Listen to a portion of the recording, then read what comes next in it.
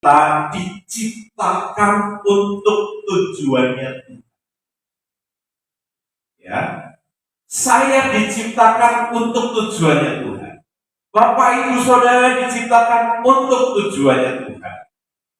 Maka saya ketika membaca ada sebuah puisi yang ditulis oleh Russell Kempler, dia mengatakan seperti ini.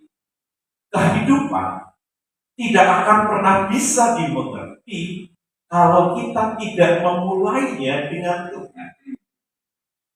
Ya, kehidupan tidak akan pernah bisa dimengerti, kehidupan tidak akan pernah bisa dimaknai, kehidupan tidak akan pernah bisa dipahami kalau kita tidak memulai dengan pencipta kita. Kenapa? Karena pencipta kita dia yang tahu untuk apa saya dan Bapak Ibu Saudara diciptakan. Tetapi yang menjadi masalah ketika kita sudah jatuh di dalam dosa, kita tidak memulai hidup kita dengan pencipta kita. Kita memulai hidup ini dengan tatanan dunia. Sedangkan tatanan dunia sudah dikuasai oleh iblis. Sehingga Bapak Ibu Saudara, apa yang kita kejar adalah apa yang dunia kejar. Apa yang kita cari adalah apa yang dunia cari. Prioritas utama dalam hidup kita bukan lagi tentang Tuhan, boro-boro tentang Tuhan, menyadari tentang keberadaan Tuhan saja tidak. Mereka lebih mengutamakan aku.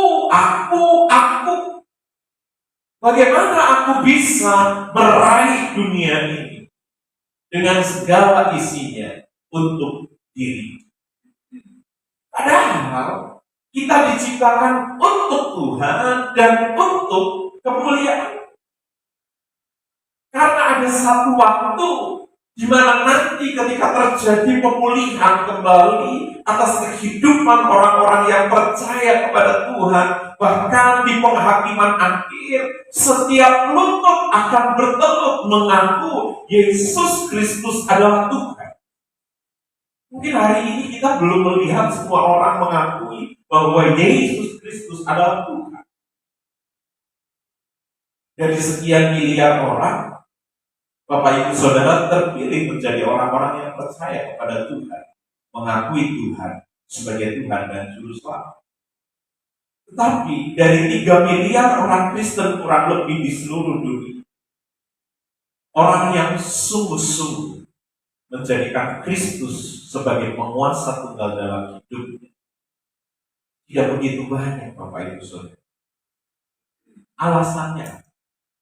Alasannya karena sekalipun kita sudah percaya kepada Kristus, cara dunia yang masih menjadi standar dalam hidup kita.